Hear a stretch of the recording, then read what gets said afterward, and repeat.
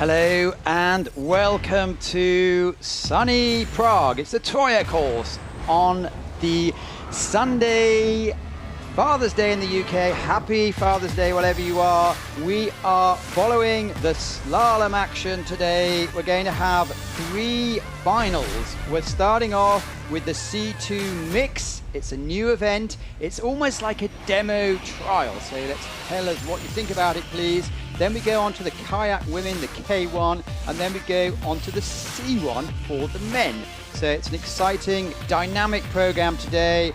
I'm Matthew Layton as ever. My guests, I have several guests depending on what category we're talking about, but to show us through the K1 section, we do have Luca Jones, Vice Olympic champion, and Campbell Walsh, 2004 Vice Olympic champion, now coaching part of the New Zealand team. Hello to you two.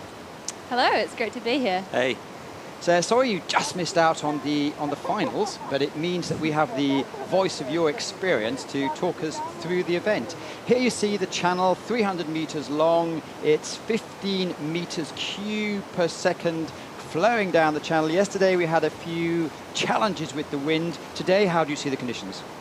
I mean, it's a stunning day out there. I woke up and checked the wind, and it's always a good day when the gates aren't blowing around like they were yesterday. So you can see 25 gates, 6 upstream. Looking as an amateur, yesterday the upstreams weren't really the challenges, were they? No, there are a lot of tight staggers, and in the K1 men, you know, they're running those staggers really tight. There are a few 50s out there, and there's a bit of a crux move in the middle of the course as well. So yeah, you've basically got to be on it the whole way down. And I guess the crux move, Mark Delaney said it's nice to have a bit of a sting in the tail, and of course he was designing the course. Yeah, along with Yuri Prishkovic Senior, of course, his son, the current world champion in men's kayak. So Yuri from the Czech Republic and Mark Delaney of Team GB, they were the course designers, and they put a real test out there.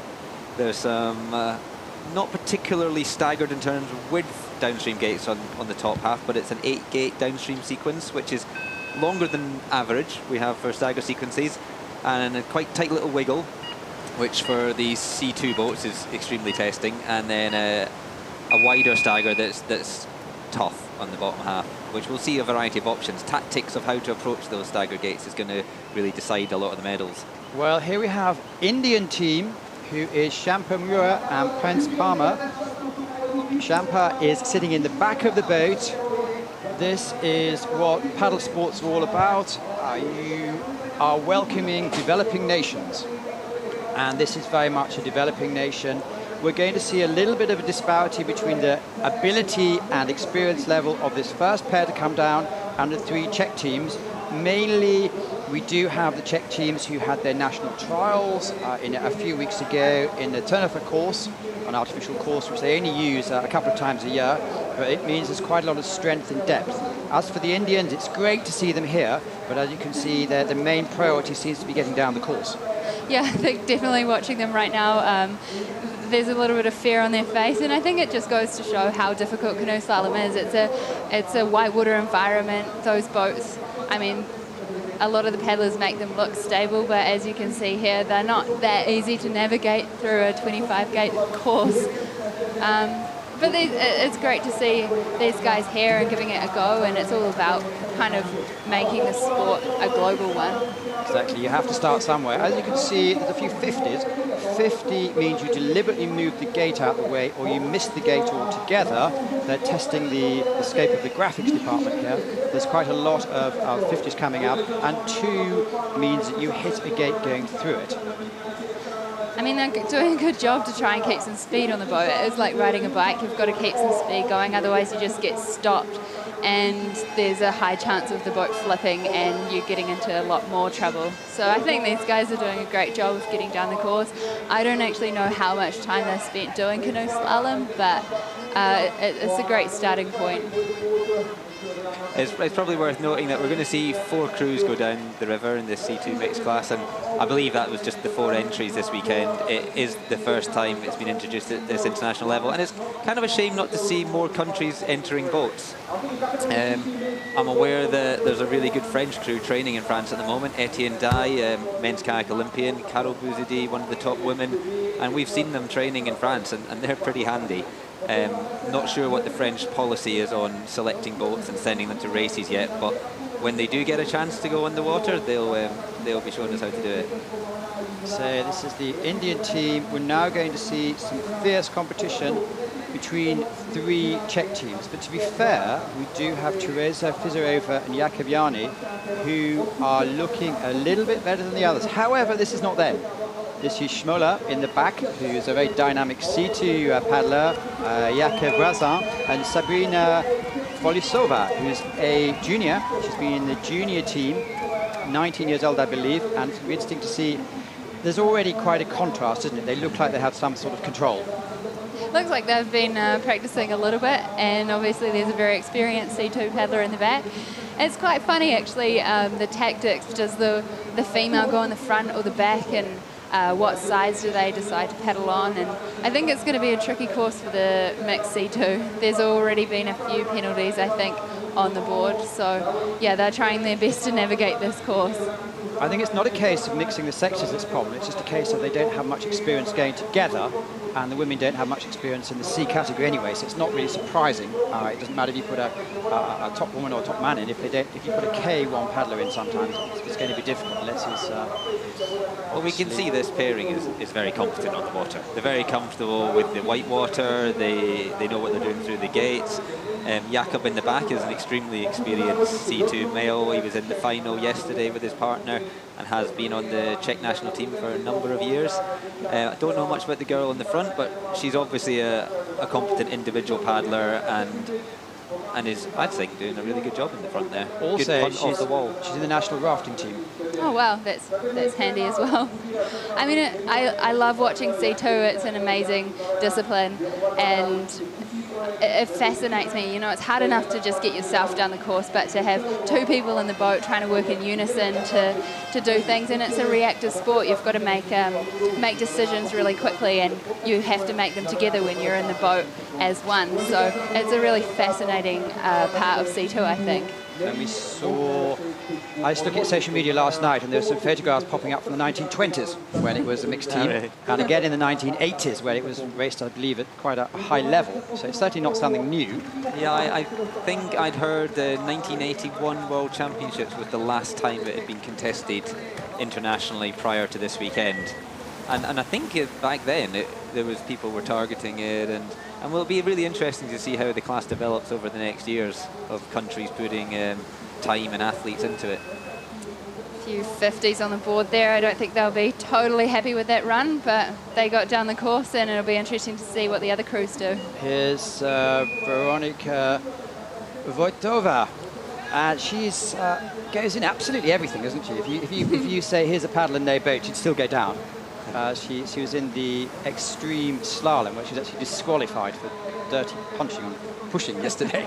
But normally she does extremely well, and obviously in the a K1 specialist. So she said she has no major aspirations in C1 unless obviously this class develops. Her partner is Jan Mazek. She's 27.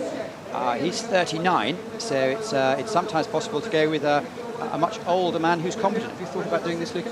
I haven't. I've got my hands pretty full doing C1 and K1, but it does look like a good class, and I've raced it at Nationals actually with Callum Gilbert, and it was a lot of fun. And these guys look like they're doing a great job. Got through that stagger really well, and they've only got 1 touch on the board. So, yeah, I think this crew could be challenging for the top spot. Jan Mazek in the back there, he's been on the Czech national team in C1 for a number of years, really experienced, junior world champion way back in the mid-90s in C1. So he knows what the sport's all about, and I think he keeps himself really fit still, even if he's past his prime in the C1. Oh, that could be a 50 on that. Yeah, looked like a tough move, but they're doing their best to paddle up the eddy and try and make up some time. I think even maybe 150 on the board at this stage could be a good run, seeing that the previous couple of crews had a few 50s on the board, so I think they're doing a great job so far. Two very competent paddlers moving that boat. It's not easy paddling C2. You've got the weight of kind of two people, and yeah, it's just not easy to get that boat down the course. Well, I think they're well up at the moment. I'm just having a few challenges with the scoring system. I would imagine some of the experienced male paddlers who do the men's double canoe, some of the backmen from that, if they replace their normal frontman with a lighter, slighter female and they didn't have as much weight on the turns, they'd be really enjoying themselves, which is possibly what our next competitors have actually just done, Jakubiana and Teresa Fedorova. Well, they come into provisional first place. If you've just tuned in, this is it's a competition, but there's only 4 entries, so it's more of perhaps a demonstration. We saw India showing how difficult it can be, and now we do have the serious ones. It's Teresa Fedorova, 19 years old, Jakubiana, whose brother's competing here this weekend, and he's 27 years old, and these stood out from the others. Let's see if they fulfill their expectations. Wow, great job into that first upstream, and I'm really excited actually to see what this crew is going to do. I think the team before them put down a pretty solid run, so yeah, they'll have to put down a good one and get their heads through all these staggers to get themselves on the top of the podium. No one's managed to come down without a 50 so far, and obviously that changes the game completely. Picking up a few touches here, that's a really hard little wiggle to fit 2 people through all the way down that downstream sequence 4 to 12. It's hard enough in a K1. Yeah, I can't imagine doing it in a C1. I think even the C2 men yesterday had a bit of trouble. There were a lot of, there's a bit of back paddling and just trying to kind of maneuver themselves through the gates. But these guys are doing a really good job. It is an exciting sport to watch, and I think the interesting part is just the combinations that are coming out. And I really hope that there are some crews at the World Championships that come out and surprise us in some unlikely combinations, perhaps. Jana in the back showing his strength, sorting out that cross to the spin. Fedorova in the front's really kind of burst onto the international scene recently, taking a medal in the C1 women at the European Champs 2 weeks ago in Tassen, and then I believe 4th yesterday. She looked really strong out there, and I didn't realise she was only 19 until you said it, Matt. So I'm really impressed with her these last weeks. And I've just got 1 gate to go to get to the finish, and it's been a bit of a journey out there, but I think they've got a good time on the board. Clear of 50s, a few penalties, but they're charging off to the finish, and I think we can see the leading time. Well, there's potential, isn't it? There's certainly other crews watching today will know it's for serious, and they have a lot of pleasure as well. Yeah, it looks fun out there.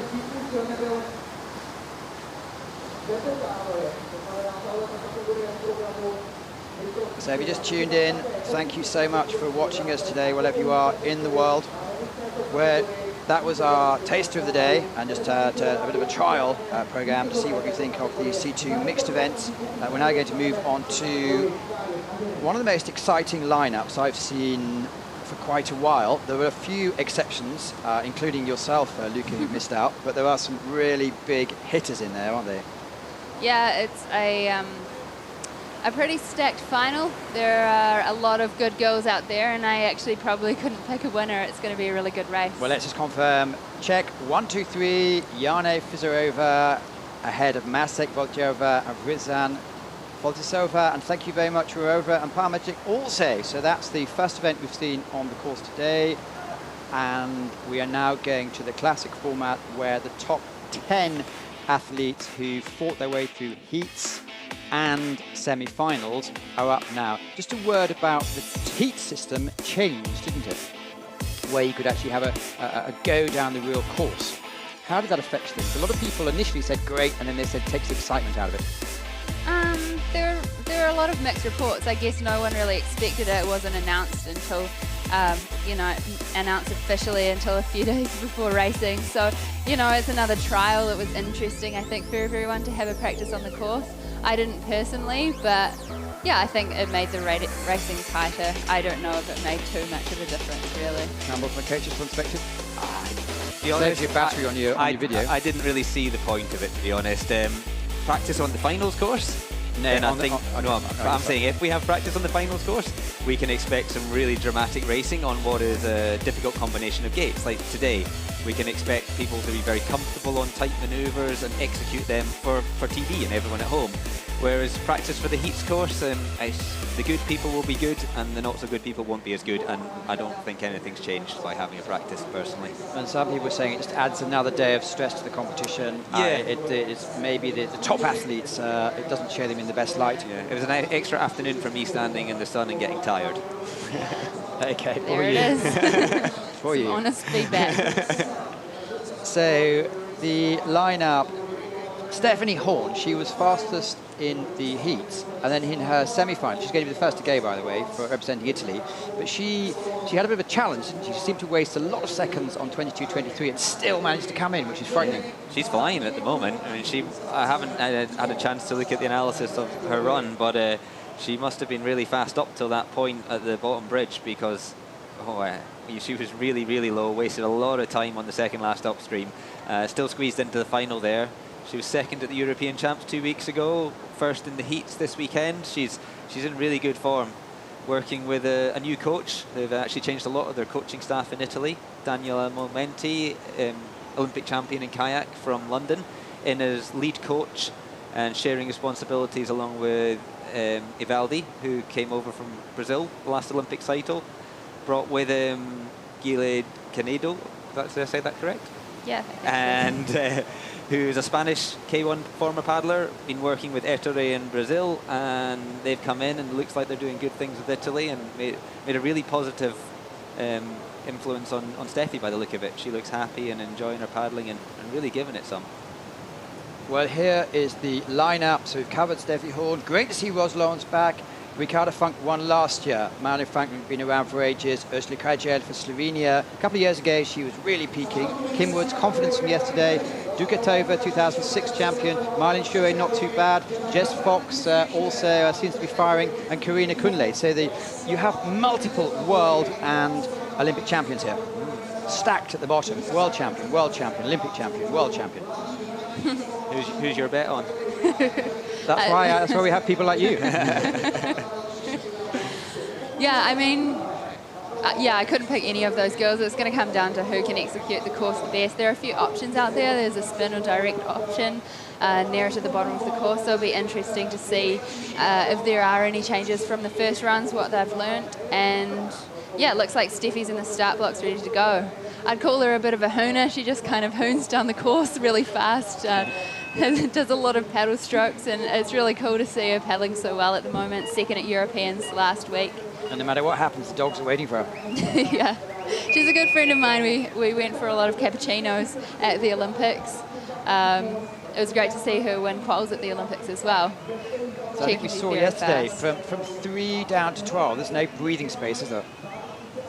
Not really. You know, you've got to execute a really good spin here, and then you're into a tight stagger sequence where you've got to just kind of keep the boat moving, be close to the inside poles, and again, like, try and avoid those penalties. They can be really costly, and I think there were a lot of penalties in this semi-final. And she looks like she's off to a good start, getting in nice and tight to that gate and pulling really hard. She's looking super strong on the water at the moment. A lot of people yesterday hit the wall in this up left, but she looks like she's managed to do it clean, and this is quite a crux move. This is where I had a lot of trouble in the semi-final, but she looks like she's executed a great spin, and she's into this tight stagger. What do you think, Campbell? Well, she had a penalty on the top. It wasn't bad. There was a little back off weight from gates 4 to 5, which lost her some time. Apart from that, it's okay. I think at that sequence 15-16, ultimately there'll be some girls doing it forward, and that is the fastest, but it's higher risk, and it's debatable on whether the reward is worth that risk. Will be proven correct by the winner today, maybe. Well, certainly she's negotiated the second to last up a lot better than she did in the semi-finals. Yeah, by like about 5 meters better. She looks like she's picked up another touch, which won't be helping her, but she's paddling very hard to the finish line. It'll be interesting to see where this final score will get her. 1:08.99. So the fastest run from this morning was 100, is that correct? In the semi, so I don't think at 108 is going to be challenging for the medals, unfortunately, for Steffi.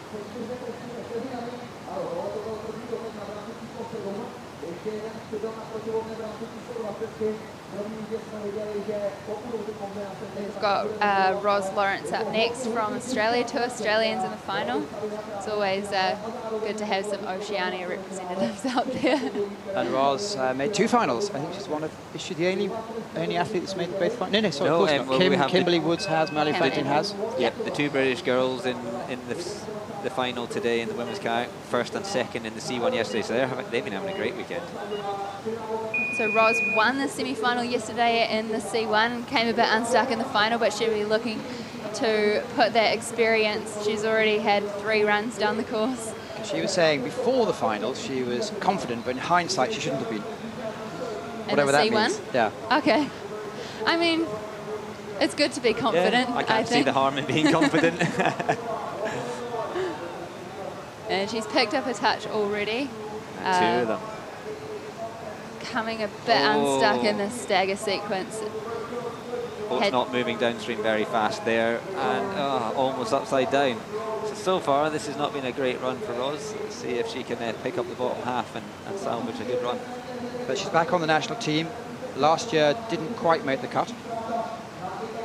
Yeah, it's tough. There are some really good Australians, and Ros is a very good paddler, both in K1 and C1. So it's great to see her back out here. I think she was, yeah, she had a bit of a break last year, which is always nice.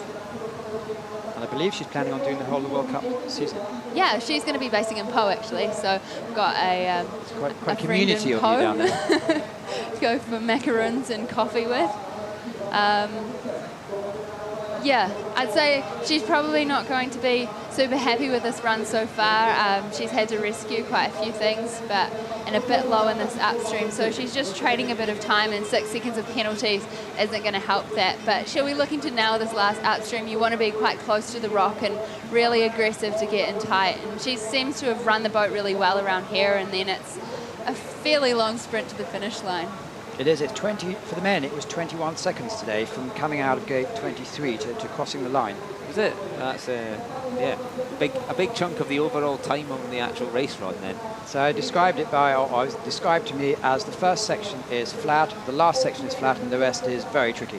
Yeah, all crammed in. For the crowd. There's a bit of a crowd-pleasing course in the middle. But it's a great crowd, though, isn't it? They've done 3,000-4,000 people there, all packed river right. So they're good for the cameras, and they're packed 10 deep, seem to be knowledgeable. They're fair with the foreigners, but they're crazy with the locals. They'll be a little upset, the home fans, that there isn't a check in this women's final. Exactly. We saw the gasp when Katerina Kudieva just missed out. Ricarda Funk, she really in the last 3 or 4 years has come into her own, hasn't she? Oh, she's such an exciting paddler to watch, and just is incredible at keeping her boat moving. Is quite a small paddler, but so strong. But very, very slight. Yeah, it's surprisingly slight, but when you see her off the water compared to the way she propels her boat on the water, she's very strong, great transfer of strength on the water. Well, I saw her carrying about 6 suitcases this morning, no problems at all.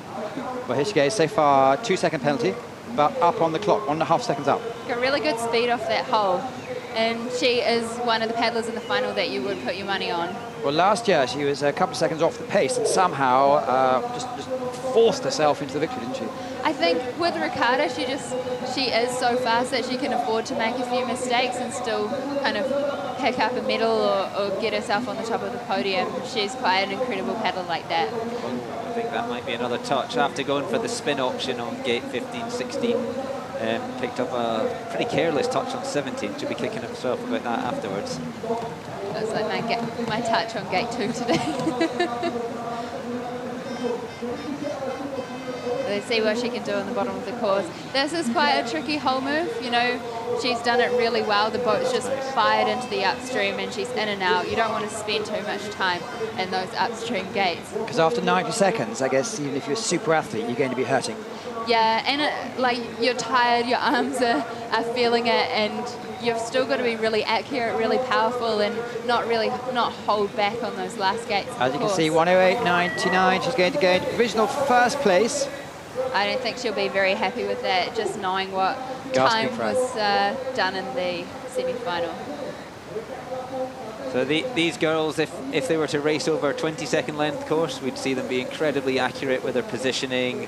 But when you stretch out to 100 seconds, it gets harder and harder the further down you go to maintain that accuracy, composure on the gates, and just really be pinning those moves. Last year in Tatsan, due to the part of the course being blown away, it was interesting because a lot of the athletes said they really enjoyed the racing, although they were only over about 45, 50 seconds. Yeah, I mean, I loved watching it on TV. I thought it was really exciting from a spectator perspective. Mallory Franklin, she apparently at 12 years old, she was a younger Premiership athlete, and she's really been going ever since then. Yeah, I remember, so I used to race for Great Britain, seeing Mallory around on the domestic scene, and I remember her when she was about 12, and she was tiny, but she was really good, always very competent on the water.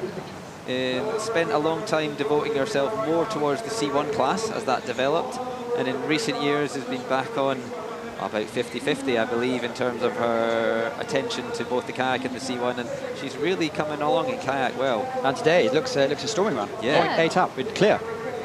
Great top stagger section. She was guiding the boat downstream and propelling it downstream, where we've seen some of the other girls having to backstroke all the time to get through the gates. But she's a commanding athlete. She looks like she's telling the water what to do almost. She looks confident out there. Going for this direct. Oh, that's nice and patient. Let's see if she's got the strength to get around these next two. Oh. Dealt with that well. She was in a really tricky situation and got away with it, and she's back on track for the rest of the run. And I think we're looking at a good time here. That's the thing with if you go for the direct on gate 15, 16, 17 are really physical after that. Well done so far. And a clean run it's looking like so far. I don't want to jinx anything. A bit late for that, I'm afraid. This is in the stopper, so a little bit of time going, but we can hope this will take the lead, I believe.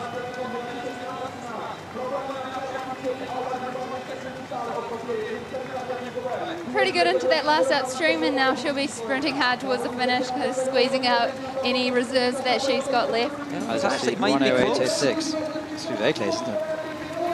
Oh, so that second place. That bridge move there into the last upstream, gets stuck in that really hole, costly. probably cost her the lead. Say, analysis from a coach's point of view, do you have, if Luca was going last, would you have time to say, well, it's on to go forward, but you need to make sure you've had plenty of energy this morning? So we would do this morning in the semi-final, yes, when we've not seen other women tackle the moves yet. In the final now, because we've just had 30 girls racing this morning in the semi-final, everyone's tried every option, and the coaches and all the paddlers will know what they're doing. I don't think any late information will be necessary. I know a couple of years ago, and I saw you in Augsburg, you were also coaching Luca, and you said you gave her great ideas, but she's quite stubborn, she doesn't always listen. Still am. I'd say she's much more open to other ideas now than a few years ago. Ursula Kayak from Slovenia, she's been on the top of her game for the last 5 or 6 years now. Yeah, very skillful paddler. A nice touch for the water from Solkan in Slovenia, but I believe she trains on a daily basis at the Tassen course there that had the Europeans a couple of weeks ago. I believe she won my first ever Junior World Championships in Solkan, so she's been a very good paddler from a very young age. Well, we saw her nearly a second up, but just messed herself up and cost at least 2 penalties plus another second coming down there. Yeah, let's see what she does on this move here. Going direct. But she slid out a lot, and it's going to make the rest of the sequence really difficult. She's had to switch that back off. She's going to get her neck in that. Oh, it's hard to see because she ducks underneath the camera view from the wave. But what we do know is she's lost quite a bit of time through that. So a lot of 50s given out yesterday. Yeah, I was surprised. The K1 men's final, there are a lot of 50s and the semis as well. I think it just goes to show that, you know, those guys are cutting the lines quite a lot, and through those staggers, you do have to get your whole head through the gate. So, yeah, it was a pretty tight, exciting final, but unfortunately quite a lot of 50s. Because the challenge is there's a smart new system for judging, and they have a camera on the top of every up, but it wasn't really the ups that was the issue yesterday. Yeah, it was definitely the downs, and you know, sometimes you're ducking under a downstream gate and it's on a wave, and it's really hard to tell. They disappear from the cameras we have here. Anyway, we're not talking too much about Ursa because she, unfortunately, she's put herself out quite early on. 4th of 5 athletes gone so far. Ricarda Funk from Germany with 4 seconds of penalties is still leading with 1:08.06. Mallory Franklin's the only athlete to come down clear so far. And we do have, I think, do you call it, you youngsters, a stacked course now? We've got some really, really dynamic, powerful, skillful athletes to come. Well, that's 5 down and 5 to go out of this 10-girl final, and we've not had a good run yet, particularly. We would like to expect some faster runs than 1:08s, bearing in mind the fastest actual raw time for this morning was 100. And we think we can expect that from the last 3 or 4 boats in particular, but let's see what Kim Woods can do. First in the C1 Women's yesterday, so she probably knows this course well and feels real comfortable out there. Trains on Lee Valley, which is a pretty big slalom course, home of the 2012 Olympic Games, so it's a great place to kind of develop your paddling, and a really difficult place to paddle as well. So, and a real fighter, yes? Yeah. So, I mean, she did an amazing job in the C1 yesterday along with Mallory, and it's great to see her in the K1 final as well, just going to show what a great all-round paddler she is. Well, we've seen the last 4 athletes that diminish the time, if that's the right word. She's 0.88 up and clear. Yeah, solid top half there. Not taking too many risks, which I think is not necessary. It's a long and tough course. Is that a sign of maturity? Yeah, she might only be 21 years old, but she's very mature at this sport. She's been competing at a high level for a number of years and has been very successful for a number of years. And very reactive there. She probably wasn't planning to do that, but managed to make the best of a tricky situation and doing a back off through those green gates further up. And nice. She's looking really dynamic through the stagger as well. It must cost a lot of energy when you take on the river. Yeah, when you're not using the water and you're not being efficient, it just saps that energy that you kind of need for the end of the course. So if you can use the water as much as possible, that's the best way to paddle, and she's putting down a really good run. Yeah. Whatever happens today, it's going to be a really cracking weekend. Well, that's a good run from Kimberly, clean run, and I think this will take the lead now. 1:08. Significantly, well done. Yes, good run. She'll be happy with that. Really good run. Can't believe it. It's always good to see the celebrations at the finish line. But that's pure, almost unexpected joy. Yeah, it is. Yeah, I mean, she put down a fantastic run, and she deserves to be happy about it. Well, clean and 3-point-something seconds up, 1:04.92. Kimberly Woods from Great Britain. 4 athletes left to go. Jana Dukatova, who last time I spoke to her, she's not tempted to try the C1 at the moment. I know she had some operations a few years ago, and the shoulder wasn't really strong enough, where a lot of you athletes are giving it a go. Yeah, I did ask her about the C1, and she said, yeah, her injuries have kind of kept her from doubling up, but she's already won the Worlds in C1 back in, what was it, 2010? Yeah. Jana's notoriously good on this Prague venue in kayak. Over the years, a lot of times on the podium at the Prague World Cup. She was world champion back here in 2006. Really soft on the water, gliding around deceptively fast. She just places her paddle strokes really well, and doesn't do more than is necessary, and she's done a great job of that top stagger. She just looks like she knows exactly where to put, when to put, and how to put. Yeah, really efficient on the water, and she's actually been putting out some really good technique videos for anyone who's kind of wanting a few tips from a really great paddler. She's got... that's going to have a real challenge. Head. So the rule is what? Your whole head has to pass around the pole, and I don't think it was in that instance. Well, initially a 17, we'll see how the judges react. They're still debating 15 now there. It comes up as a 50-second penalty. That looked fairly clear, wasn't it? Yeah, and it's unfortunate. She was on a really good run up until then, and it just shows how tough that section is, and it's proving so for the K1 women. So analysing as a coach, Campbell, what actually happened? Well, it's hard to tell whether it was in her intention to go direct or a spin. It looked to me like she was going for the direct move. She had the height above the gate and just didn't come across enough before turning, and there was no way back from that, really. She'd overcommitted to it, and I don't think there was a way to fix it. Well, even presuming it comes off, it's not going to affect first place, and I think she does realise that there's She'll have known she didn't get her head in that one. That was pretty obvious. So, 3 athletes to go. Oh, it's a bit of a replay. It's always tough watching a replay of a 50-second penalty, but you can see there she just didn't get her whole head in the gate. So, tell us about Mylene Shaw, because I know she's Olympic champion. I know she had a bit of time off. From your perspective, you are Olympic vice champion, had some time off. Is it easy or difficult to come back? Or it depends on the individual, I guess. I think it does depend on the individual.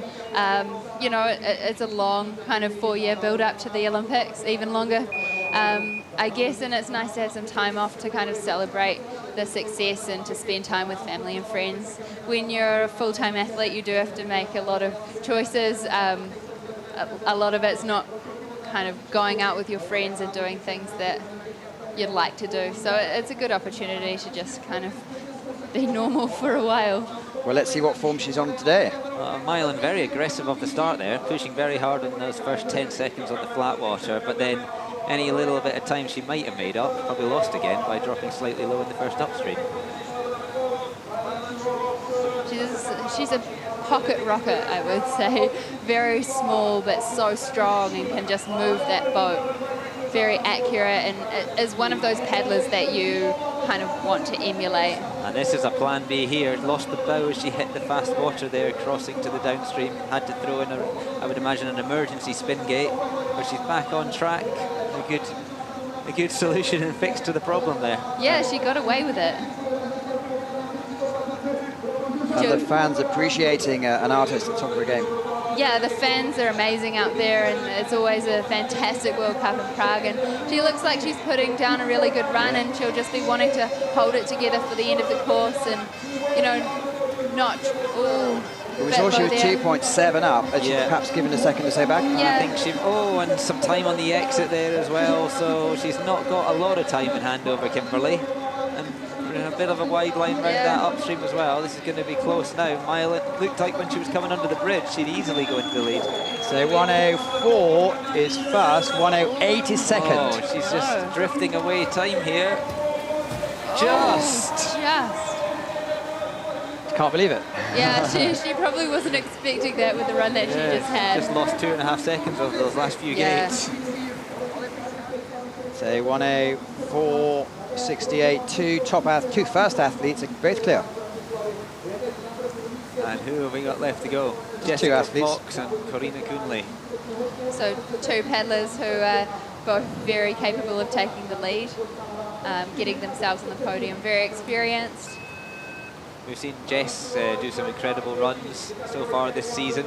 We're just at the first World Cup race of the year, but there's been a few other internationals, and we've seen Jess do some unbelievably fast runs for the women's class. And her sprinting's fast. She won the biathlon a couple of days ago.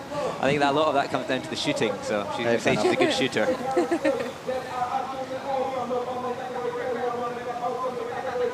So yesterday in the C1 she had a 50-second, like younger sister. Yeah, not a great day for the Foxes in C1. Both got 50-second penalties, but Jess will be... having to sort things out here. That was a bit of an uncharacteristic mistake from Jess, but she'll be wanting to get back online, and it looks like she has picked up a 50-second penalty. It's difficult to see from our angle. That wasn't the start to the run that she would have been looking for, but it's... Quite uncharacteristic for Jess to get out of shape on the top of the run. She's getting a little bit flustered and picking up a soft touch there as well. It's just really important at this stage to try and hold together the rest of the run and kind of keep going. I don't know whether or not she'll know that she's got a 50-second penalty, but it's all about keeping going and racing really hard until the end. I don't think the commentator's timid about telling you what you have. No, and sometimes you can hear it. I mean, in my run, I heard him talking about that he doesn't think many people have hit the second gate on the course, and, you know, yeah. Jess having more problems here, having to back off all the way to 21, which is a really long way to go backwards. Yeah, this just isn't the run that she would have been hoping for in the final. Just getting stuck and losing time in a lot of places and a lot of careless touches as well. So it is a shame not to see her on top form in the final, as she is one of the best paddlers in the world and just capable of putting down some very fast times. I think there'll be plenty more opportunities. Absolutely. Well done. So, one athlete to go, and Mylin Shuro is leading so far, 1:04.68 clear. Kimberly Woods is 1:08 clear. So they both have medals, and it's Karina Kunle from Austria, one of the most powerful athletes on the circuit, who's going to go the last. She's a very strong paddler and just laid down some really consistent runs at the last big race, which was the European Championships. Just so strong on the water, really dynamic, do some really powerful upstreams like the guys. And it'll be really interesting to see what she can do out here. Is she going to go and blast it, or is she going to be careful? Because you don't need to go flat out at her level, does she? I mean, I think it's the only way she paddles, to be honest. You know, sometimes if you hold back, it's not actually better. And I don't know whether she knows that there have been quite a few mistakes made by some of the top paddlers out there. I think she'll just be wanting to go out and put down the best run that she can. Yeah. And so far, it's looking pretty good. If she just goes out with the attitude, I'm going to do the best run I can, and that's probably the best tactic. Trying to deliberately throw some caution in there usually makes people lose the feeling, the touch for the water, and then just end up with more problems than they would have wanted. Well, very much in touch. Half a second off the pace at the moment, but the others we saw had some challenges later on. Yeah, you saw how much is in the bottom of the course in this really tricky move here. It'll be interesting to see what she does. Connie did this really well direct on the first run, which she might have been setting up for, but she's had to switch to a plan B spin there. And she looks like she's well back on track. Oh, there's a 2 seconds. So, but if anyone can make that up, possibly she a can, second one on gate 18 as well, unless that was just the wire moving. We can see it's gone on the board another now. 3 gates in a row. Oh, that's not ideal. She'll just be wanting to do the best run she can at the bottom of the course, and I don't know if she will probably know she's picked up 6 seconds of penalties. So there have been a lot of mistakes in the women's final, which, yeah, I suppose it's to be expected, because they're all absolute flyers. Yeah, and you've just got to go out, and I guess everyone out there is going for the win and wanting to get on the top of the podium and just pushing the limits. And well, she could still have a medal. Third is 1:08. Oh, just missed out. Oh. So who have we got on top? It's Shuro, Woods, and Funk. Kimberly Woods is having a fantastic weekend. Yeah, I think that's Kimberly Woods' first time on the podium in women's kayak, regular appearances in C1, so good to see for GB there. Mallory Franklin came in 5th as well. So it must be great for the morale for Mylin Shuro to know that she can back up her gold medal. Yeah, I mean, there's that pressure with being the Olympic champion, and everyone wants to chase you down, and at every race you go to, you're the Olympic champion. And so you as vice champions, you're both vice champions, you've got quite a cool life, haven't you? You can accept the medals and stuff, but you have no pressure. Yeah, there's pressure to probably put down some more consistent performances this year. I think the majority of competitors out there today will be putting some kind of pressure on themselves. They've all trained really hard, put a lot of hours, time into where they are now, that everyone wants to do themselves justice and produce. Well, here we go. Results. Gold. Karina Kunle has an asterisk, so we have to see what happens there, because it could affect the 3rd place. However, Mylin Shuro takes the gold for Spain, Kimberly Woods silver for Great Britain, and Ricardo Funk at the moment is bronze for Germany, with Karina Kunle has an asterisk. If she did take something off, she could hypothetically move into 3rd place, but we'll just have to see. Now, we're going to have a switch in a minute. What I'd like you to do is just... Oh, they're here. Good. I was going to ask you to talk between yourselves a couple of minutes. But Cameron Walsh, Luke Jones, thank you so much for coming in at late notice and giving us the benefit of your experience. Thanks for having us. It's always a pleasure. I enjoy the racing, and I guess we're going to see you in Augsburg. Yep, see you in Augsburg. Thank you. Thank you.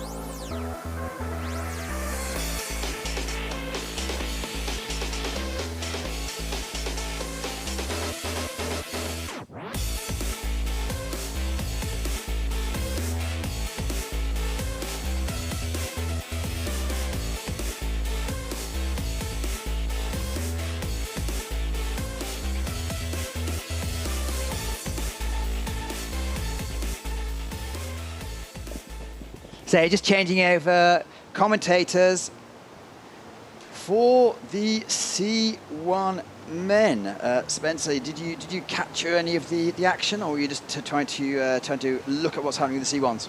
No, I was watching all of the semifinals. It was definitely a tight race at the top, but there was quite a lot of penalties leading up to those last few paddlers who qualified for the final here today. I think the name of the game is going to be have a solid, clean run. So we saw here we go, we've just seen this. Has anything changed? Yes, so Karina Kunle took on another 2 penalties, so she moved from 4th to 6th. So Mallory Franklin moved up 1. The standings are exactly the same as the result, because it's the first event. It's a competition that goes over 5 World Cups, and the last World Cup, which is going to be in Spain, has double points. So that has some influence on who's going to be the top athlete of the year. And this is probably going to be more relevant this year than last year, because last year with the Olympics coming up, there were quite a few athletes that came out of quite a few, or didn't turn up to quite a few courses. Yeah, I think that'll be a pretty full race there in Sao, especially because it's nice and close to Po for the World Championships. Should see most of the top paddlers out there for that World Cup. So the course, what they're going to show us on the graphics, we can see the course, the challenges that in your money, what are the real challenges, I suppose, apart from it's pretty sticky all the way down? Yeah, like I said, I think being clean is going to be the key to this final, but there's some good names in there. We saw some quick runs as well. I think Mardikin and Tassiadis both looked great coming down the course. A lot of the tough moves managed to just kind of dangle around pretty smoothly. We also saw Banush come down there and looked like he was coasting through the finish. So who knows if there's some extra time in that run. But I think that those who can go clean will put together some pretty quick runs. If you're mathematicians, don't worry. There are 11 athletes in there. The reason for that is that I was informed that there was an appeal against the boat of Matej Beniš, because there was something that they figured wasn't correct with the fins. It then went to Jean-Michel Ponot, who is the decision maker, and the decision couldn't be made, so they said, okay, you can race today, and we need to get some more information from part of the boat manufacturer about the moulding. Ah, that's interesting. Yeah, he does have, they seem to be built onto the boat, so I would be under the impression that they should be within the regulations, but you never know. Well, that's the reason I was given as to why the situation is as it is. So it does mean that Edin Leroy has a chance as the 11th man. TV schedule might be put back a couple of minutes, but we'll have to go. So they're going to let Matej Beniš go first, I guess. We have Ederin. So is it? Yes, Frank's up first. Teaches me not to look at the screen. Here we go, yes, Edin Leroy. They opted to keep some similar moves to the course from yesterday, but they made them a little bit more challenging, and then they added in a few other areas that are quite tight. So there's a long sprint at the start and one at the finish, but other than that, the gates are jammed up, close together. So after gate 3, as we've just seen watching the women, it's complications all the way. Everyone spins, you shouldn't have a 2-second penalty there, and the next 8 gates are rather complicated. Yeah, Fast. they're quite tight, and they're all just kind of offset. You have to really use the water there, and you can see him trying to dangle it and put his head just between the poles, trying to find the fast line straight down the middle and still managing to sneak a little bit to the sides. Oh, very tight in the upright there. Not the ideal line, but I think he's pulled it off, and he's still rolling down the course. Now, this has been a tough move. Some of the lefties have been opted to spin that gate. There we go. We see him do that right there. It's the direction of the water, so it makes it actually a little bit easier than trying to go the direct route. He's picking up some expensive penalties, or cheap penalties. It's, again, like we saw in the semi-final, there's a few boats going clean or with minimal touches, but it seems once you start touching gates on this course, it's easy to keep that pattern alive.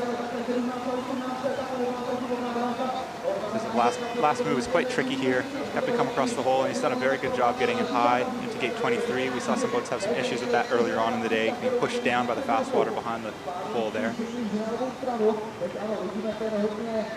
Tight through the upright, 24 there. And it's the second of those long sprints down to the last gate to the finish. Everything is hurting. Let's see what sort of time he can put out.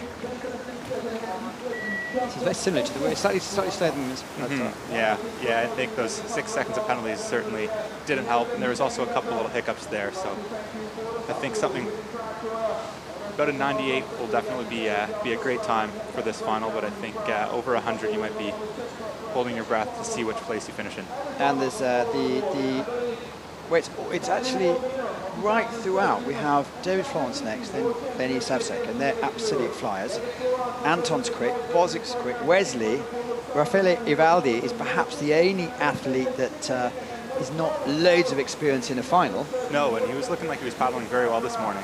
So it's yeah, there's some big names in there, but I think on a course like this, it's really anybody's game. A lot of these guys look like they're paddling well. A lot of them also had a couple of mistakes here and there. David Florence being one of them. He had a tough go in a couple spots on his first run in the semi-final here today, but he managed to sneak through in the 10th position. So he often does that there, doesn't he? Yeah, he does. I think he got a little bit lucky at the end there, but he made it in here, and I think he'll try to improve upon the semi-final run.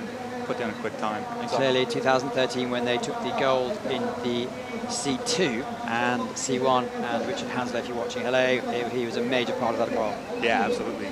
And he's off to a nice start here. Oh, picking up a touch there on gate 8. But he still seems to be relatively online. If he can save this here coming, oh!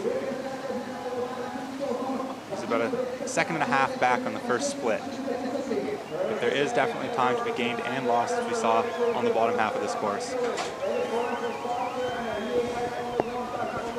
So we'll see a little bit different move here. He's opted to go direct through 15. As he's paddling on the right, it's a little bit easier to make that happen. We're going for the spin on 16. Ooh, another touch there. Lucas Rowan has just joined us, part of the Czech team. Hello everybody, we are watching David Florence. He has 2 gold medals from World Championships from 2013 from Prague, Troja. So I think that he likes this course. Now we saw that he already has 2 touches. So wait for the time. And as you as a local on general, where were the major challenges?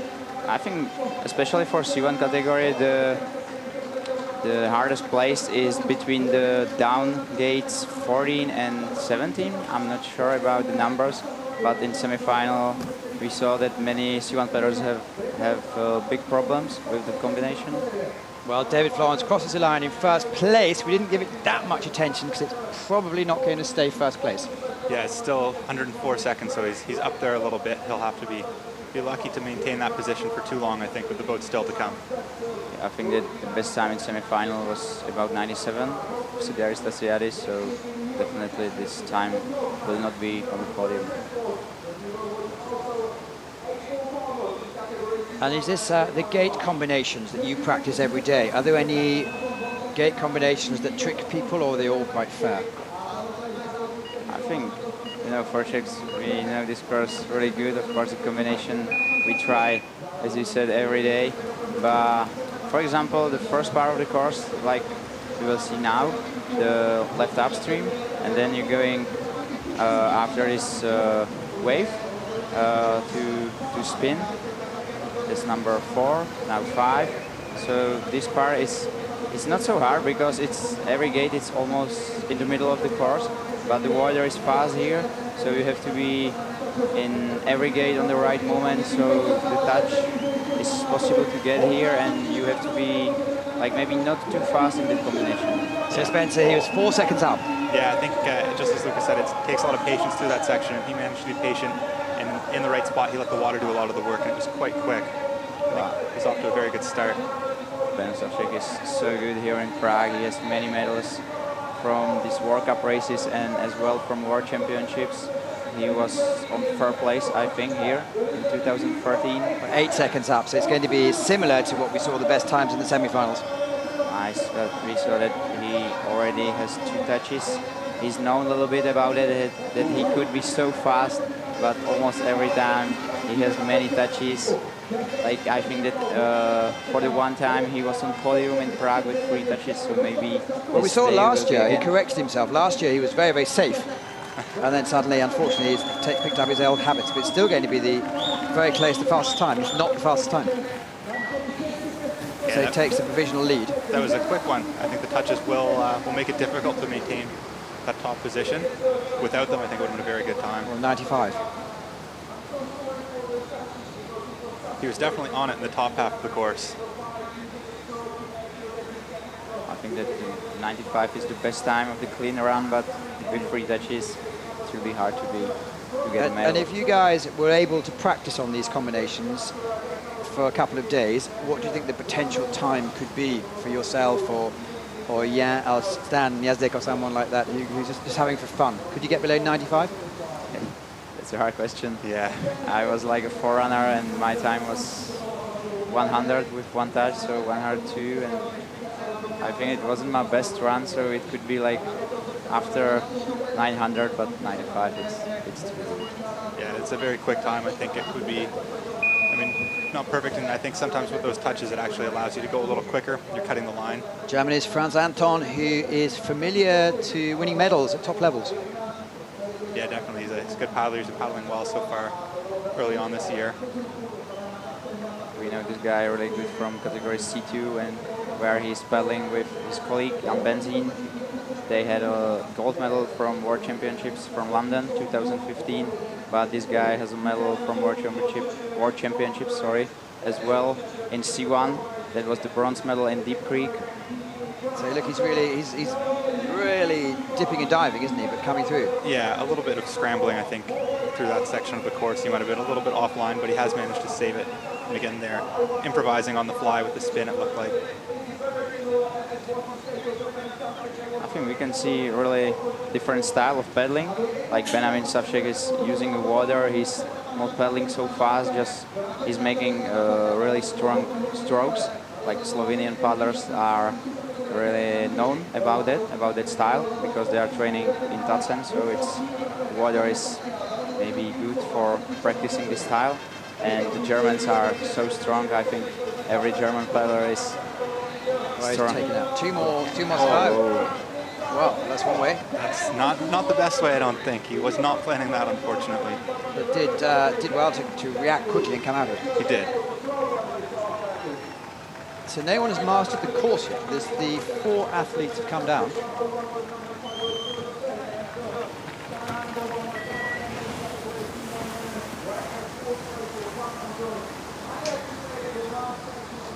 Well, Nosey left something out there on the course. Yeah, I think when you have a hiccup like that, especially at the bottom, you know that it may not be your day, but I think he didn't look like he was too upset. He had some good spots, especially towards the top. So. And his day will come. It's Augsburg next week, and then Markleberg, home course in a couple of weeks' time. So there's plenty more to show, I suspect. Exactly, a couple of courses he knows quite well coming up. Definitely in Leipzig he will be so good. It's his home course, and every time the Germans are so good on their home rivers. Well, you were talking about the Slovenian style. Let's see if Luka Bozic, who last year was concentrating on the C2, this year's back in his C1 again. I have to say that I really like the style of this man. He's paddling so nice, so smooth. Every time the stroke is in the right moment, it's so nice, and it's looking so easy. Yeah, he does a very good job of using the water. When you see someone paddling down the course and it looks like they're not having a hard time, that's typically a sign of a good run. And when listening to his interview after he'd come down on the semi-final, he said there was no major problems, just lots and lots and lots of challenges all the way down. Yeah, this course demands that you're really in the right place, especially when it's so tight towards the top as it is. There, it looks like it hit the obstacle just above gate 13 with the bow of his boat. I think a lot of athletes doing that, weren't they? It's quite high up there. I saw that a little bit earlier on in the day, yeah. This run is still looking so good. Wait for, oh, so there is a touch, but wait for the split time. Just a little bit slower than his colleague from Slovenian team, Benjamin Savcek. And a second touch, so I think Luka will be not satisfied with his final run. Oh!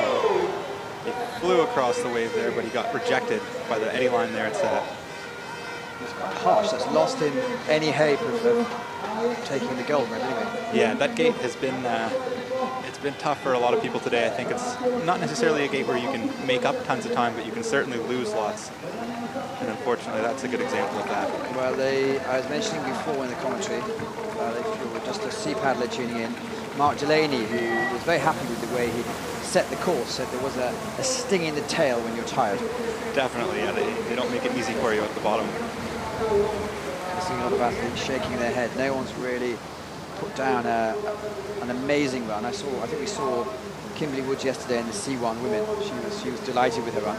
Apart from that, we haven't seen anyone touching perfection. I think that we saw it yesterday during the K1 finals, that when the athletes make some risk, it's so hard on this course, and we saw 4 boats with 50 penalties, I think. So that means that the course is very hard. Well, Ryan Wesley was joining us yesterday in the commentary, so he knows what the pitfalls are. And he's picked up quite a few international medals recently. And then again, he's with Adam Burgess and David Florence in a very, very competitive British setup. He was paddling quite well from what I saw this weekend so far.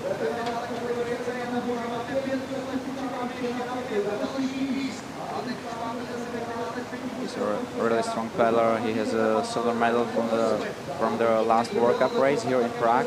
He made a really good run. Just Matej Beňuš beat him during the last year. And so far today, he looks in control. Yeah, nice move there. Coming from 11 into gate 12, I think maybe it's a little bit easier for the paddlers who are paddling on the right side. We saw 0.8 up, so he has the best time so far. Oh, that's 2 seconds penalties. Yeah, slow through there. So many athletes struggling through 13.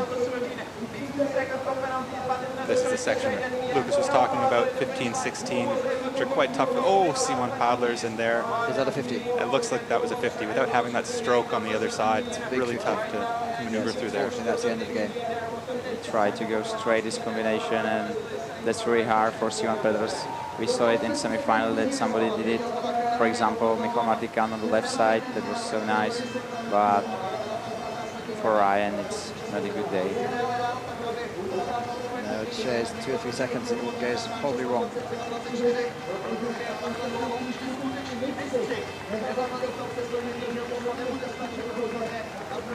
Yeah, I think the course designers have succeeded. They made a course that was fair for all the paddlers, but still quite a test, I think, even for the top paddlers out there. And we're seeing that with the number of penalties that we're seeing today, and people struggling to really put together a great run. Well, made the final, eh? So reflects on that. Well done for that. So 6 athletes have gone down, 4 to go, and Benjamin Savcek from Slovenia with massive 6 penalties. He's still leading with 101, so that's a great time. Next to go is one of the Ivaldi boys. We saw a brother go yesterday, Trofeo Ivaldi. So they're a real family of paddlers, aren't they? Yeah, in his first run in the semifinal today, he looked like he was paddling quite well. He ended up in a great position. He's a really young guy. I think he's 20 years old during this year, so he still will be in the under 23 category. Father runs a great blog. If you want to know about the sport, you used to either speak Italian or can translate it. There's lots of useful information.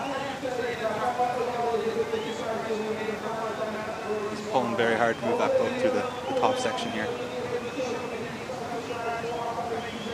I think he made a big progress during the winter because he's paddling so good.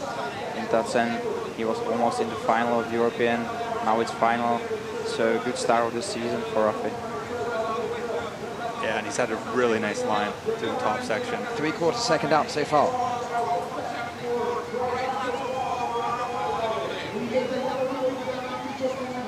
paddling really smooth. And he's slowed down his cadence from the top sprint there. It looks like he's focusing on having a controlled run. That was a big mistake. I think that he wanted to try go straight, but the stopper was not, I don't know, not good for him, so he can't catch him. And then he tried to make a spin that there was a touch. And there we haven't seen many paddlers opt for the direct move there, but he has done it. I think some of the paddlers on the right are doing that and spinning up the second gate. I mean, other than that one hiccup on gate 15, he has had a quite good run. It's fast round 23 as well. Well, the speaker's enthusiastic, thinks he deserves a chance. Yeah, I think he is pushing for a decent time here. So 101's first, 105 seconds, and 106 is third. Could put himself in a medal position. And he's taking the first spot for now. I don't know if he's happy or not. Hard to say. This was his first final, and he's now first, and at least he will be fifth. So wow, that's a good result for him. 0.04 of a second. Really kept going in the last second, didn't he? Really kept it going. Yeah, and I think that was it. Other than that one hiccup there on 15, he had a great run. So. What's the theory behind the arm protectors?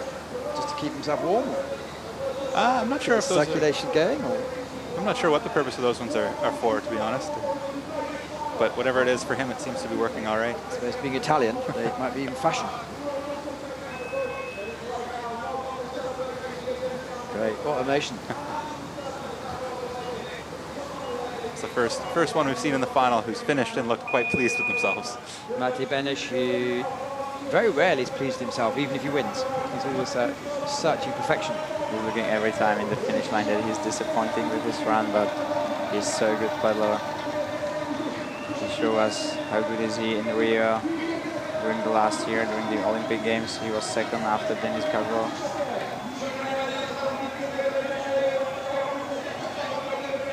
Doing a nice job of using the fast water there. You actually don't see the paddlers paddling too much downstream in that section. It's mainly just a couple strokes here and there to position the boat. I think the important thing is just to hold the front of the boat and hold the good line of the boat, the speed, and that's all. There, I think he's done a great job through 14, 15. Oh! Spoke too soon.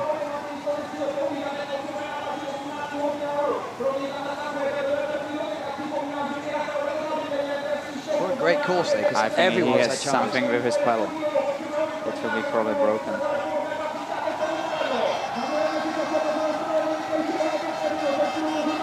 Seems to have sorted whatever it was out a little bit. Looks like maybe another touch on the gate 23 though. Well, still very much in touch. Just needs to power over the line. 101.91. He's definitely pulling for it. Oh, 300 of a second. And there, as he said, he still doesn't look too pleased with himself. I think he knows that he left a little bit on the table coming through gate 16. Should say a massive 0.07 of a second between first and third.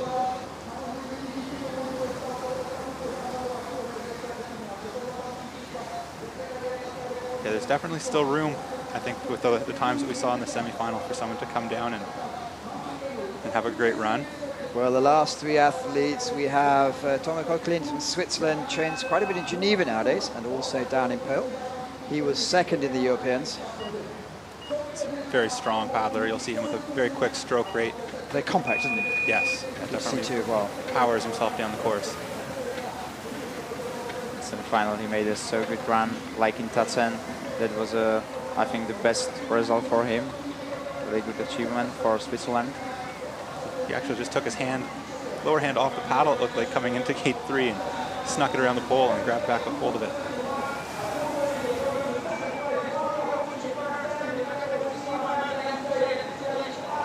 It's like a radio ride, 0.78 up as well. Yeah, he's working quite hard, I think, through that section. But he's really throwing everything around, isn't he? Yeah, like I said, a lot of power in the style of paddling that he has. Oh! Is that going to be a 2 second? Yeah, I think he did manage to get into it, but it will be 2 and another 2 there. 4 seconds. Top 2 so far have had 2 second penalties each. I'm not sure about the 16 game. We have to wait for the judges because it was looking that I'm not sure yet about his head in the gate. And he's had a 15, and it's all gone wrong. It looks like maybe another one in gate 21 there. You see the way he flipped the boat just with his muscles? Didn't even go on it. He showed us a small rodeo in this stopper. He's fine. He's fine. Not the way he'd planned to finish. But gives it 100% every time. Well, Matti Benish is going to have a medal. 2 athletes to go.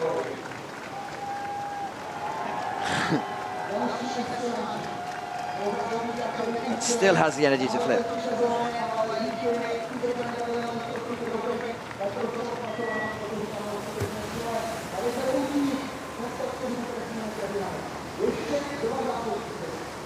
So it's not many athletes can say they came 11th in a final. No, this is true. It's going to be one of the rare occurrences of that. I think it was in every final that many athletes didn't make the good run, like as they always. You can see the time about 101 in semi-final. It was about 97, so we are still waiting for the good run in this final. So yet another season. He's back in his red boat. It's of course Mikhail Martikan, who was competing before you were born, I guess. Yeah, that's true. Yeah, he's a very experienced paddler, and he was, I think, one of the first boats in the semi-final today who I was thinking as he was paddling down to put together quite a solid run. This is definitely a style, of course, that suits him. It's very tight. To show how good he is, Relay has 2 seconds of penalties. He's really a hero of this sport.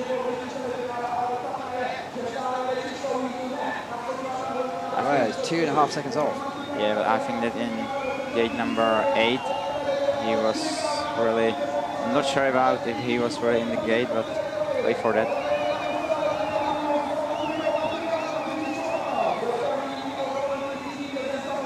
And there you can see him fighting with the water. You can see his face and how hard he had to pull, but he's managed to navigate that section really well. Well, look at the great applause of the Czech crowd. In Prague, we have the atmosphere is like amazing every year. Last year it was, I think, maybe a little bit better than this year. It was after the Olympics, so that's normal. But still, this year it's so good, and we are happy for that. And your father and his team put together a great regatta. Here we go. Time to look out for is 101.88. We have a long sprint to the finish, but he did those last 2 upstreams beautifully.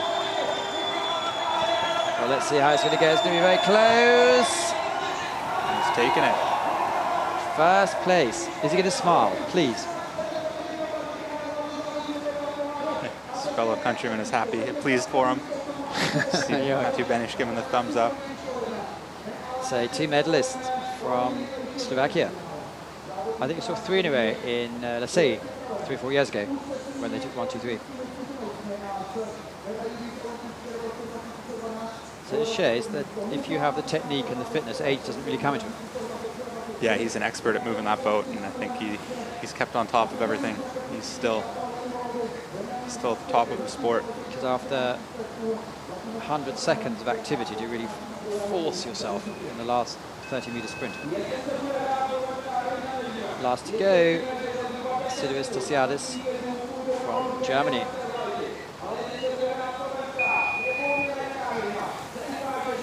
So he's known to have a very short paddle.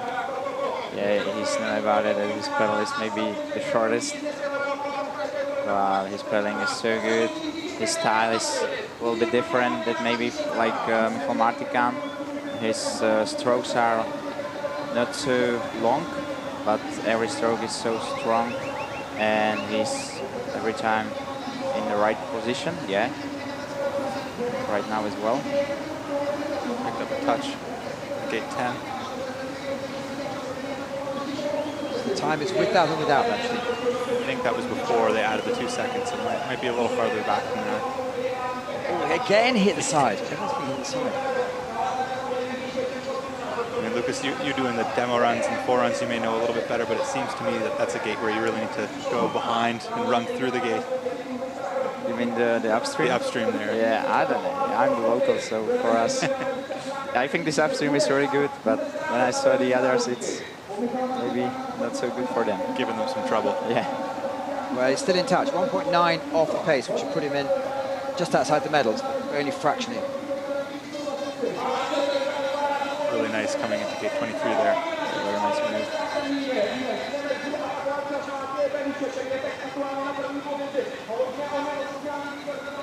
But I think this one will be on the medal.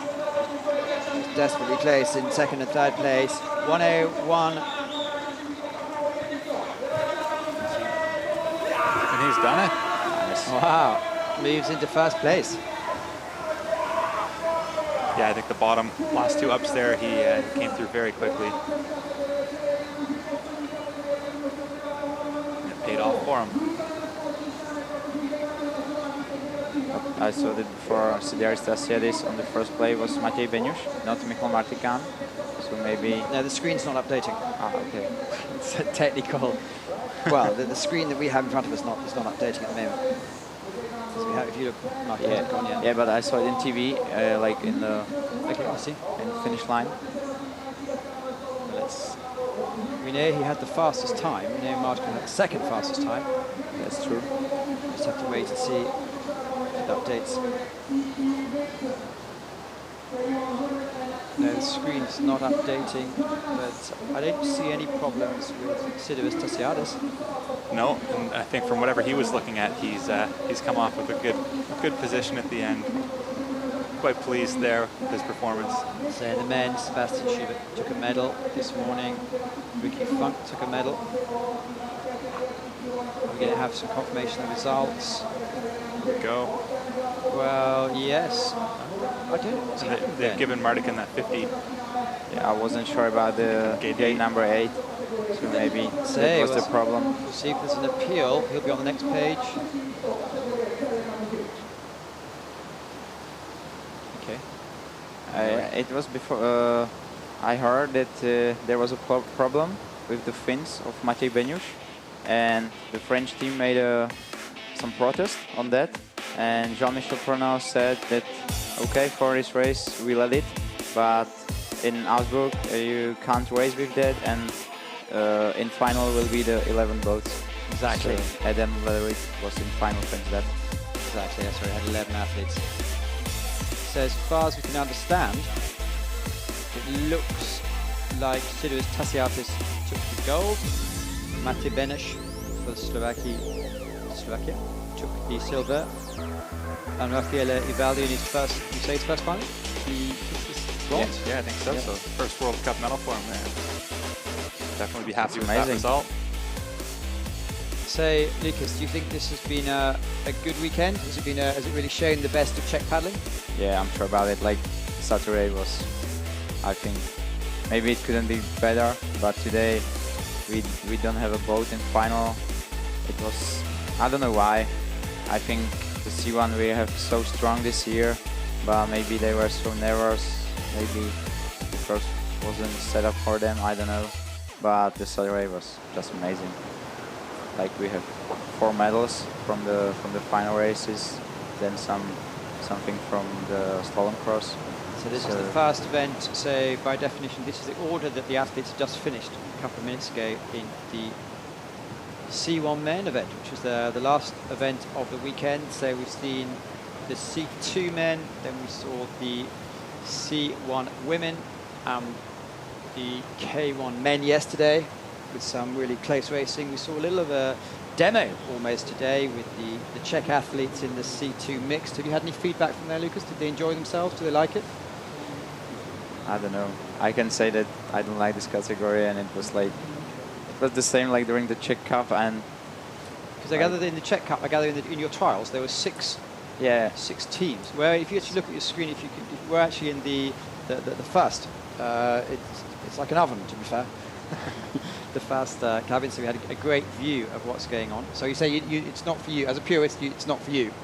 Spencer, you like it? I think it's an interesting concept. I think that it's very new, so it's hard to judge something that's only been, I mean, this is the first World Cup that it's been raced in. I'm hopeful that there will be a number of boats at the World Championships, and it will be something different and something fun to watch. And both of you personally, have you or will you try it?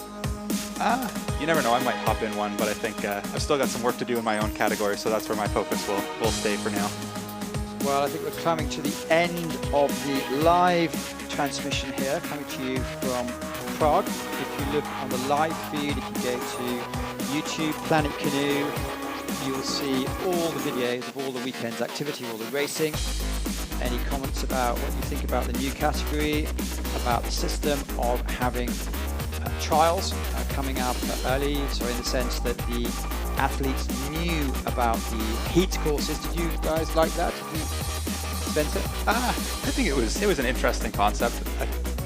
I'm not sure that I'm the biggest fan of it. I think it's kind of fun and adds to the challenge, having to just watch the demos and plan your attack from shore and then really execute it in the race. But it was definitely a neat concept to try it out.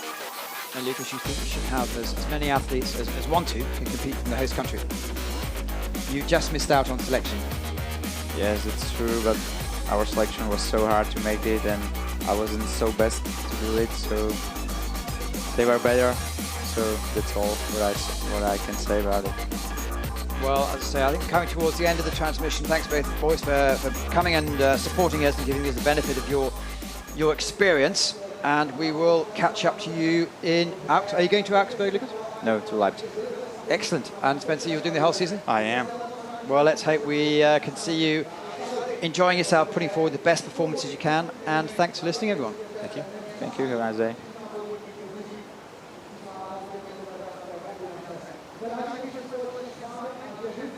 So you can just see now the families and friends are walking up and down. There's good communication. There's lots of things still going on in the afternoon.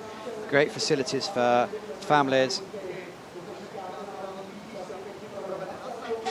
Next event is going to be next weekend. It starts in a couple of days. We'll be going Wednesday to Augsburg, quite close to Munich in the south of Germany, on the ice canal. And historically, the Germans have a significant advantage, as the Czechs have here. And then we stay in Germany, because they didn't have a World Cup last year, and we go to Leipzig on the east and to Magdeburg. We then have a gap for a couple of months. At end of August, World Cup 4 is going to be Ivrea, which was World Cup 1 in 2016, and that's clearly in Italy. And then they move on to Canoe, which is about 2.5 hours west of Barcelona, where the Spanish team are based. Not too far away over the Pyrenees to Po, where there's going to be the last weekend of September, the World Championships. That's going to be a cracking event, and it's going to be the finale for the slalom season. You see the athletes, they look at Bozic there. They don't have any choice. They have to go through the crowd to go from the finish line, because it's a straight course, and they walk all the way back up with their coaches or their friends. But it's the end of the transmission. Thank you very much, and see you soon.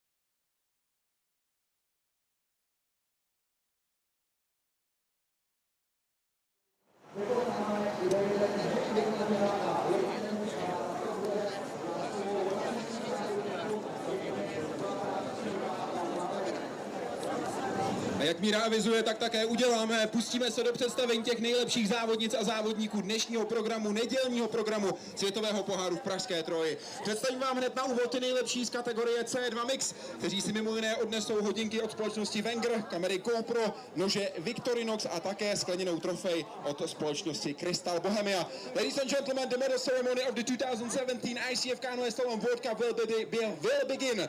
Medalists will be awarded Wenger watches, GoPro cameras, Victorinox knives and glass trophy made by Crystal Bohemia. Ladies and gentlemen, we present the medalists for the mixed C2 event.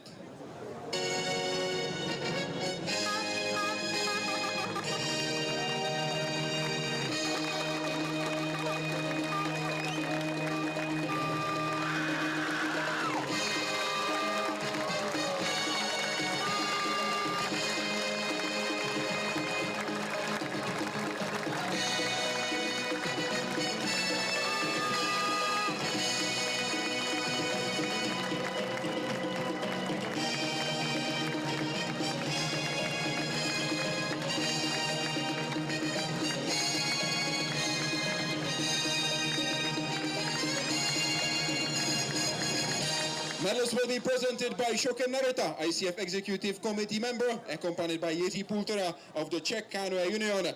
Ceny bude předávat a těm nejlepším gratulovat pan Shoken Narita, člen vedení Mezinárodní kanoistické federace a zástupce českého týmu Jiří Pultera.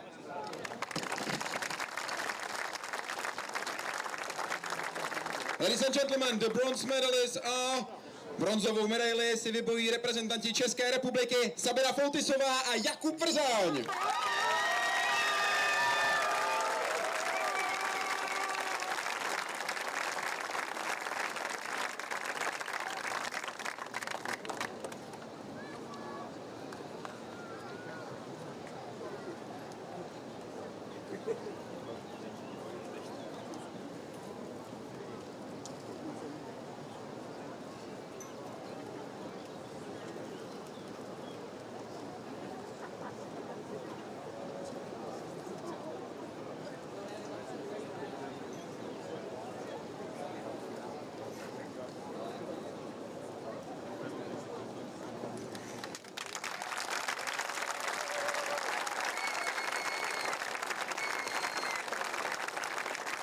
The silver medalist, stříbrná medaile a Česká republika a Veronika Vojtová a Honza Mašek.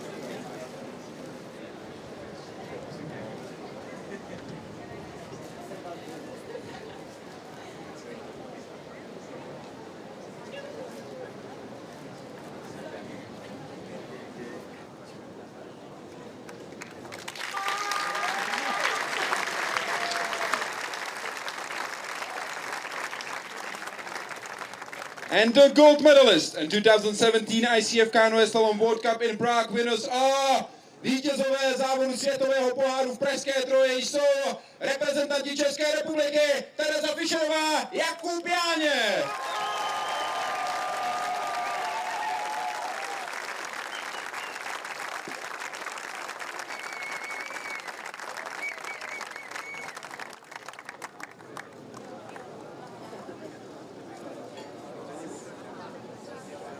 Český mistrák, super práce!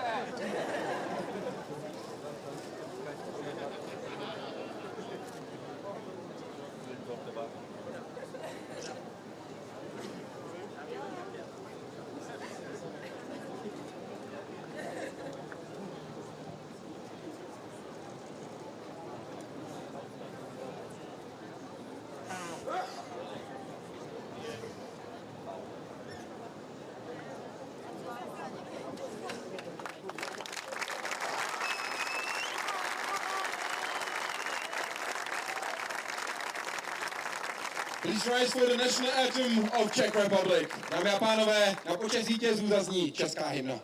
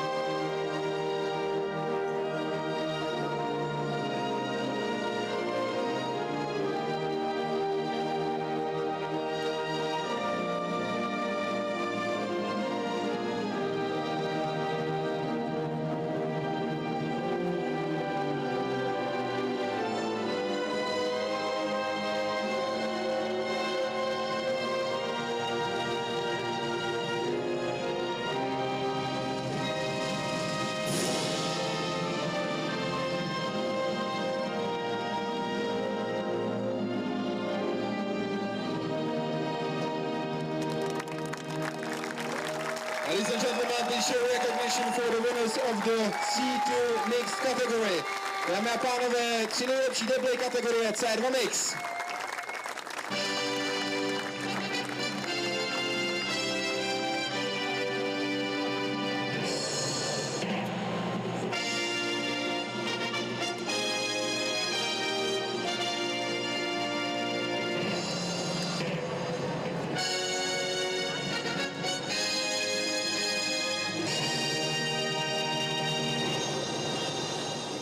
Kategorie C2 Mix se teprve vrací do programu závodu vodního slalomu na té světové úrovni. Po 12leté pauze se vrátila do kolotoče světového poháru. Uvidíme, jaká bude její budoucnost. Dnes to byla především česká konkurence, která se už utkávala v rámci českého poháru skupiny ČES v letošním roce na začátku sezóny. Sezóna světových pohárů, ale tady v Pražské Troji teprve začíná letošní rok. Samozřejmě, jako vždy v okamžiku, kdy je na programu světový šampionát, bude vrcholit mistrovství světa, které se koná na konci každé sezóny. V příštím roce ale sezóna bude ostře znovu začínat tady v Pražské Troji, nikoli závodem světového poháru, ale závodem mistrovství Evropy. A na to věříme, že opět uslyšíme nejednou českou hymnu, podobně jako tomu bylo dnes a jako tomu bylo také ostatně včera v závodě kajakářů, kde zvítězil Vít Třindiš před Jiřou Prskavcem a byl z toho český double.